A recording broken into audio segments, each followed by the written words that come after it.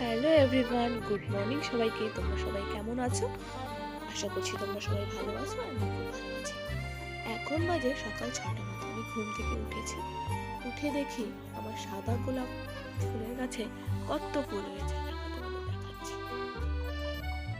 প্রচুর, পুরো গাছ ভরে ফুল হয়েছে। কয়েকদিন আগে এই গাছের কাটিং হয়েছিল। কাটিং করার পরে কোনো ফুল ছিল না।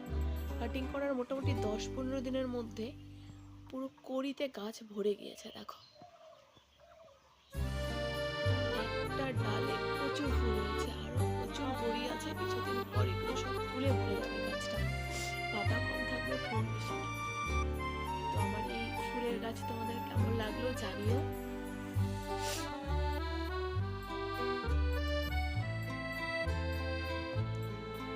সবাই খুব ভালো থেকো। আবার দেখা হবে এরকম একটা ছোট্ট ব্লগে। আর আমার ভিডিওটা ভালো লাগলে একটা লাইক আর চ্যানেলটাকে সাবস্ক্রাইব করে দিও। Bye bye.